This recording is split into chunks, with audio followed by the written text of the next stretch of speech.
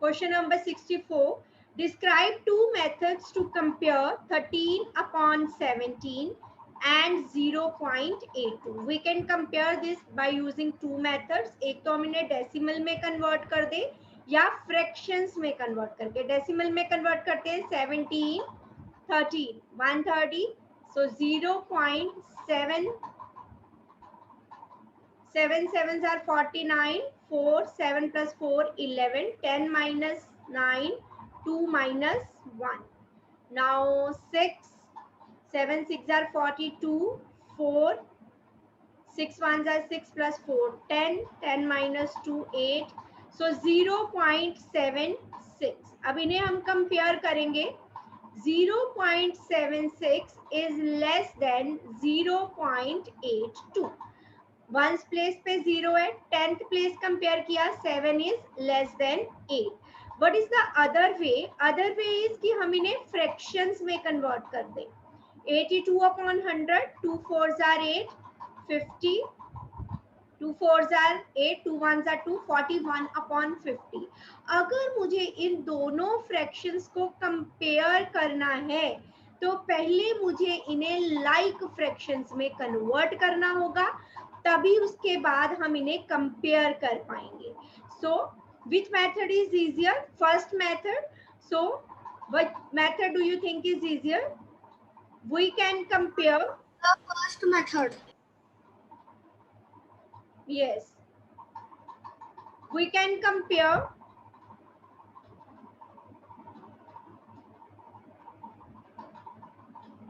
the decimal numbers easily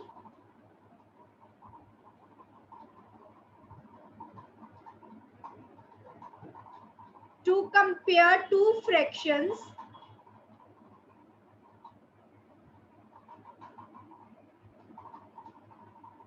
first we will have to convert them to like fractions.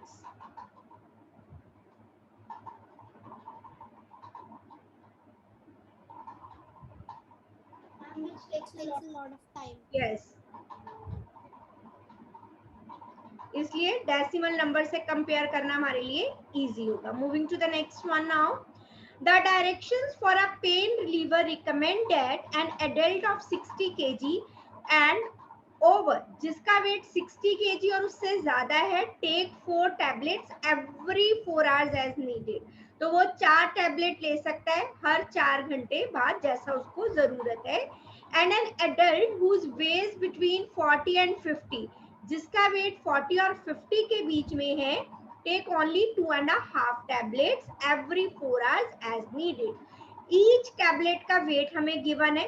First part is, if 72 kg adult takes 4 tablets, how many grams of pain reliever is he or she receiving? So weight of the pain reliever. अब wait है 72 kg. अगर wait 72 kg है, mean 60 से above, तो उसे tablet लेनी है 4, और एक टैबलेट का वेट है 4/25 ग्राम्स. तो कितने ग्राम्स उसे लेना पड़ा? What is the weight of the pain reliever? बताइए. Ma'am 16/25. Yes, 4 4s are 16/25 grams. Next one. How many grams of pain reliever is recommended dose for an adult weighing 46 kg? So weight of pain reliever. अब जिसका wait 46 kg है, means between 40 to 50, तो उसे कितनी tablets लेनी है? 2.5. 4/25. So solve it. 2 2s are 4 and 1. 5/2. Multiply 4/25. 5 5s are 25. 2 2s are 4. So weight of the tablet is 2/5 grams. Clear? Easy था कि अगर वेट 60 या उससे ज्यादा है तो 4 टैबलेट्स लेनी है. अगर वेट 40 और 50 के बीच में है तो 2.5 टैबलेट लेनी है.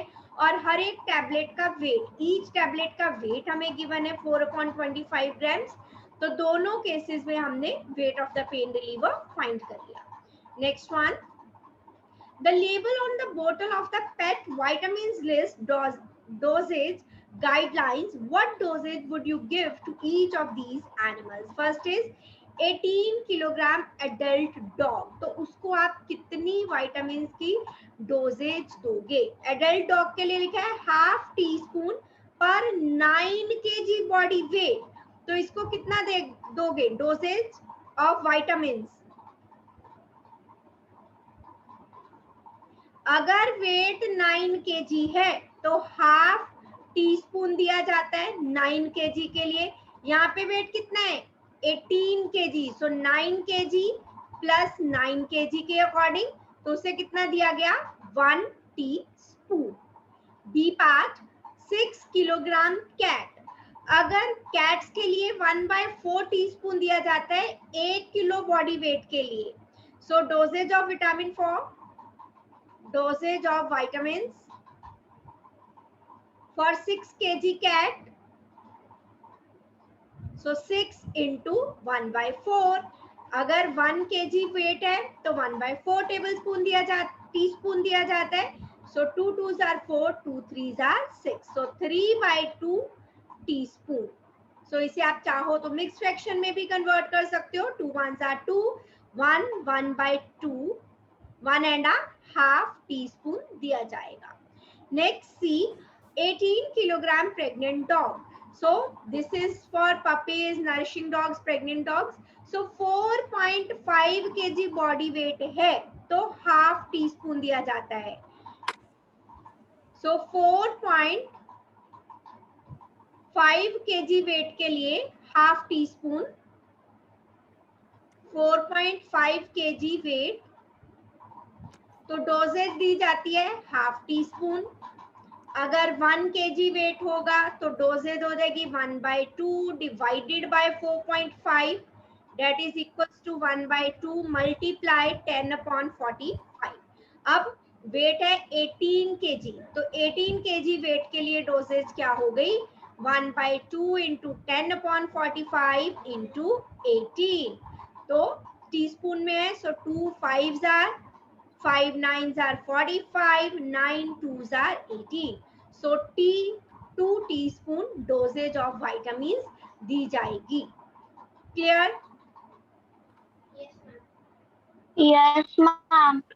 Okay, let us move to the next one. How many 1/16 kg boxes of chocolates can be made? कितने boxes बनाए जा सकते हैं with 1.5 kg chocolate? 1/16 kg chocolate to be filled in one box, इतनी चॉकलेट एक box में fill की जाती है।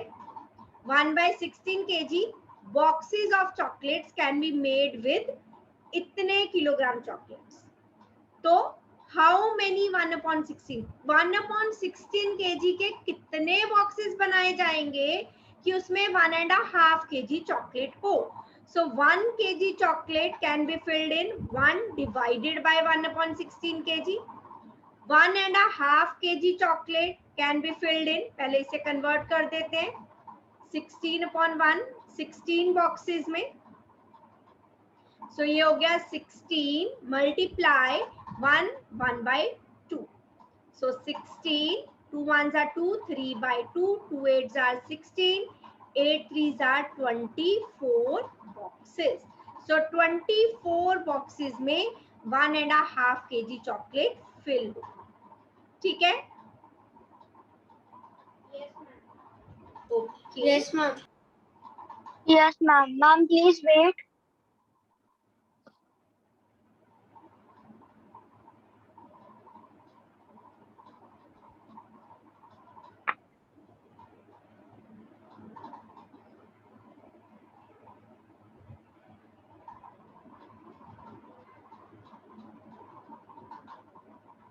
Okay, moving to next one. Anvi is making a bookmarker like the one shown. How many bookmarker can she make from a 15-meter long ribbon? ये bookmarker की length given है. Length of bookmarker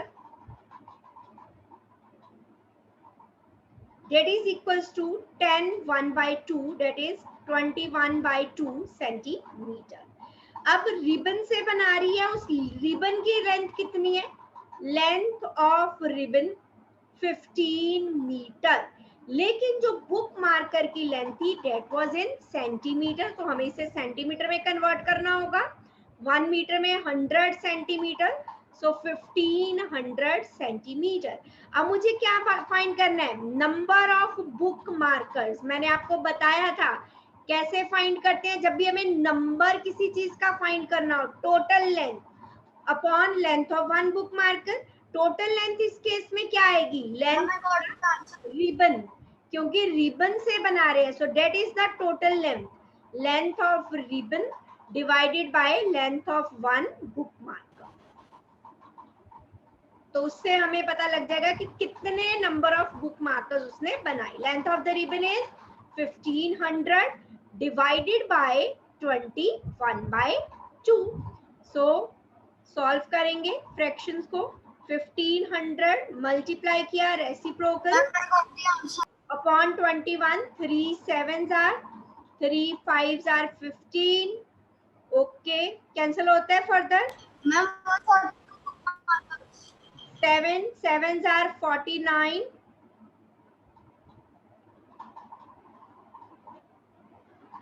10, तो further पूरा cancel तो नहीं होगा. हाँ जी बच्चा. Ma'am, I got the answer and I also wrote in chat. Okay.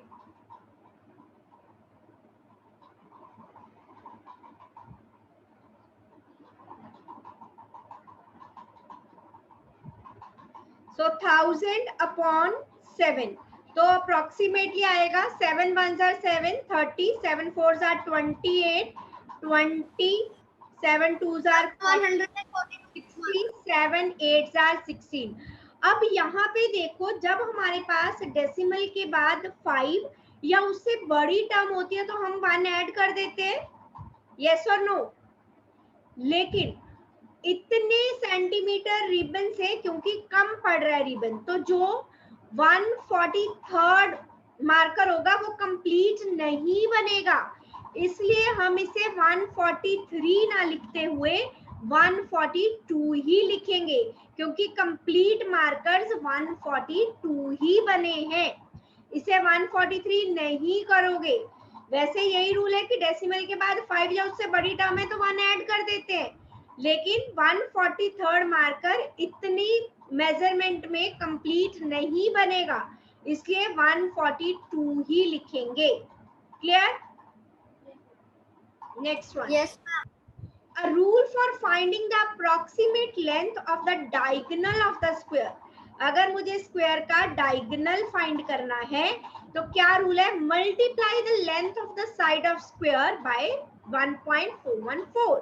Find the length of diagonal when length of side of square is given. हमें फाइंड करना है लेंथ ऑफ डायगोनल, और हमें रूल क्या दिया है? Length of diagonal is equals to 1.414 into length of side of square, कि जो स्क्वायर की साइड है. So this is the rule. So इसको अप्लाई करके हम ए और बी दोनों पार्ट में वैल्यू फाइंड कर लेंगे. So for a part, length of the diagonal is equals to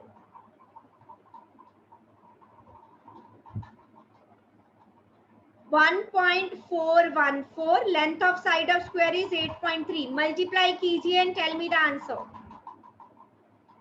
सभी मल्टीप्लाई करेंगे अपना अपना. The answer, ma'am, I got the answer 11.74 centimeter. 11.74. That's it. Centimeter. ये इतनी जल्दी कैसे फाइंड किया? Using calculator. हाँ जी. यस विराज. मैम इस क्वेश्चन में थोड़ा सा वो, मैम थोड़ा सा ही किया है. थोड़ा सा ही किया है. मैथमेटिक्स क्लास में calculator is not allowed.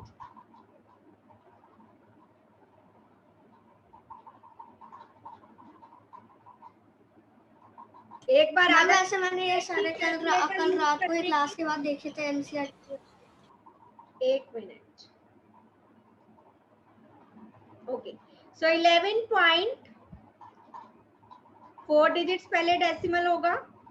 So it is 11.7362. So approximate value is 11.74. Right. So next part के लिए क्या आया? B part क्या किसी ने calculate किया? Ma'am I am calculating. Okay, थोड़ी सी लेंथी कैलकुलेशन है, कीजिए multiply.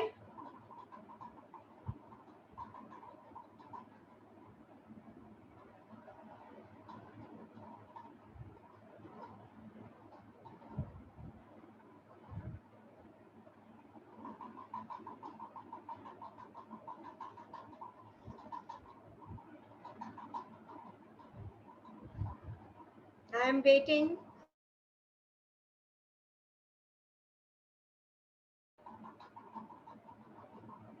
Ma'am is it 11.135320?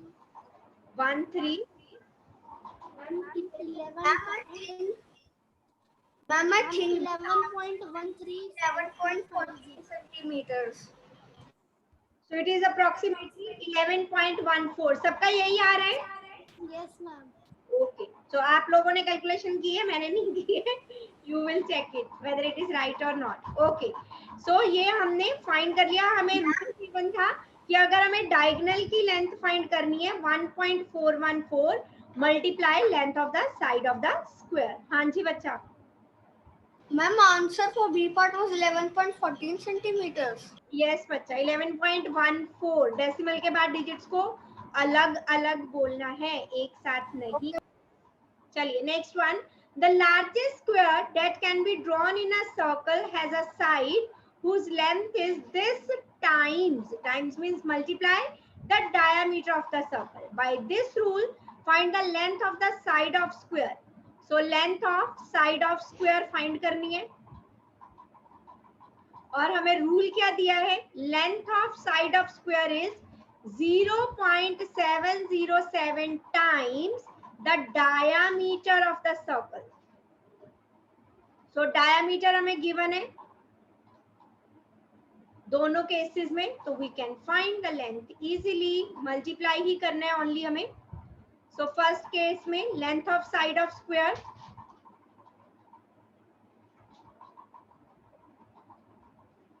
0.707 multiply 14.35 करेंगे मल्टीप्लाई और बताएंगे मुझे आंसर.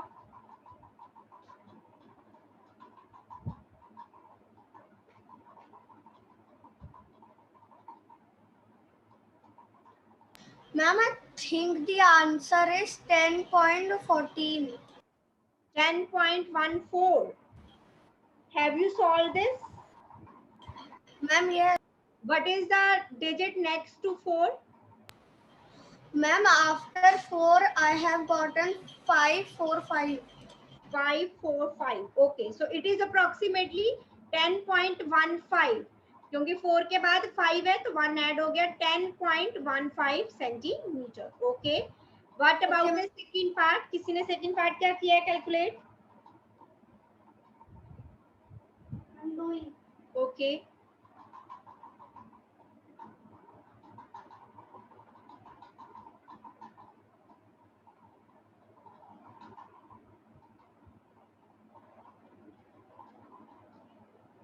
मैम अप्रोक्सीमेटली में हमेशा हम जो अगर बड़ा नंबर आता है उसको ऐड करके मैम उसको अप्रोक्सीमेट जो नियरेस्ट नंबर होता है उससे कर देते हैं. हाँ जी, क्योंकि डेसिमल के बाद हम 2 डिजिट्स तक तो हमें आंसर लिखना ही होता है minimum.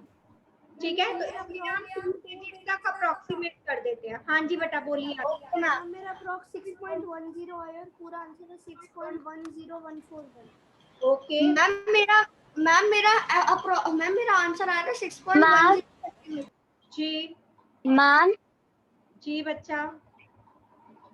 Ma'am I think the answer is 6.10141. ठीक है, moving to the next one. That was easy, simply multiplication was there. To find the distance around a circular disc, multiply the diameter of the disc by 3.14. So distance around a circular disc, distance around a circular disc that is equals to diameter को multiply कर दो 3.14 से. So first part के लिए distance around a circular disc,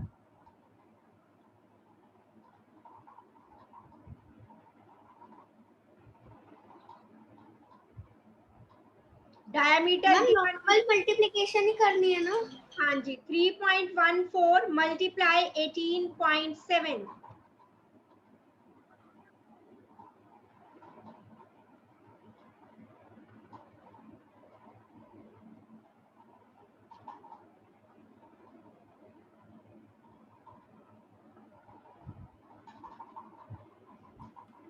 I think the answer should be 57.71. 57.71. Full option is 57.711. Ma'am, I am getting the answer 58.718. Okay. Yes, 58. Check कीजिए एक बार विराट आप भी और कंफर्म कीजिए क्या आंसर है मुझे. Ma'am how is it possible ma'am, क्योंकि 3 के आगे डेसिमल 2 डिजिट से पहले है और 18.7 में 1 डिजिट से पहले है डेसिमल. 3 प्लेसेस मूव होगा ना डेसिमल, वो तो राइट है. 1 2 3 डेसिमल आ गया यहाँ 58 के बाद. पीछे से काउंट करने हैं ना डिजिट, आगे से थोड़ी ना काउंट करने हैं. ओके, जब तक इसे कैलकुलेट कीजिए. नेक्स्ट स्टेप में हमें ध्यान रखना है, बी पार्ट में हमें रेडियस गिवन है. सबसे पहले हम डायमीटर फाइंड करेंगे, ये गलती नहीं करनी है. 5 2s are 10, 4 2s are 8 and 1 9, 6 2s are 12, 12.9.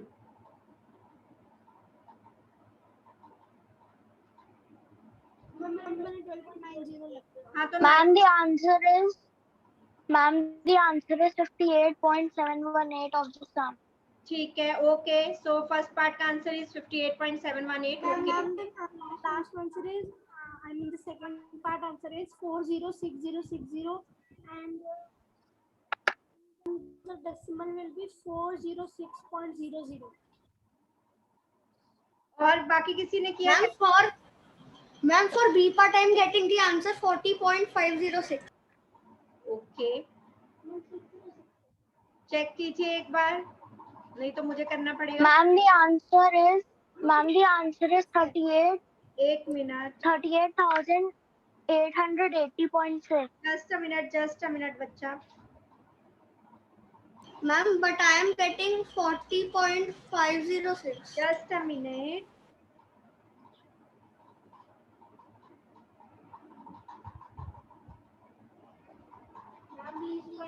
Multiplied by 1290.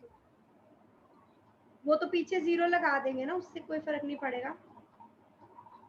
Ma'am तो फिर उसमें 3 बार तो 0 आ जाएगा.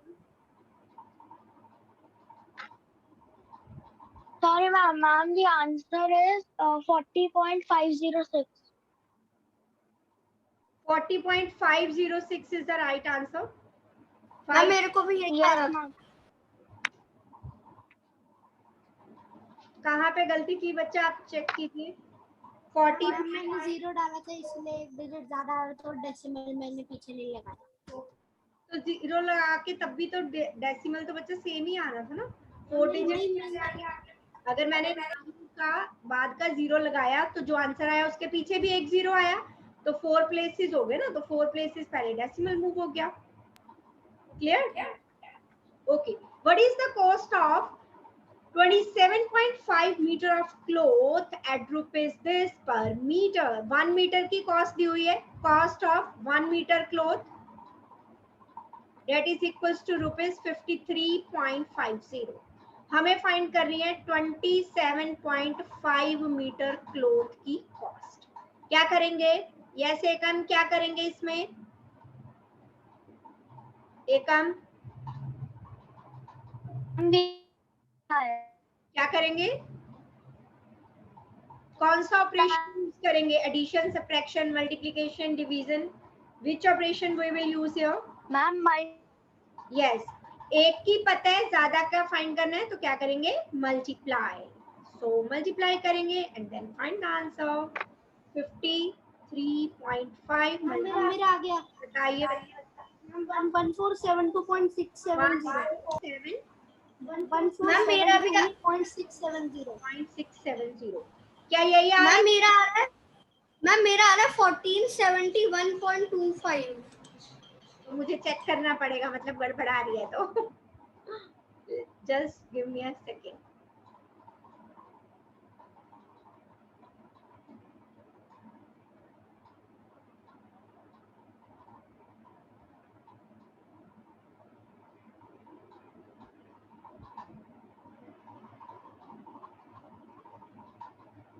One four seven two point.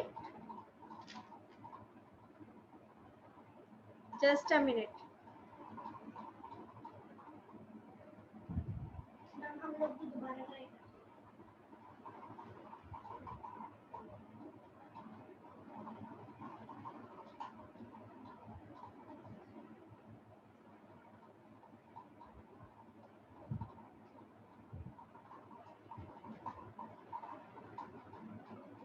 One four seven 1.25. This is the answer. Yes or no? Yes ma'am, मेरा यही आ रहा था। Okay. और किसी का डिफरेंट तो नहीं आ रहा? तो रीचेक करें हम, अगर ऐसा कुछ है तो।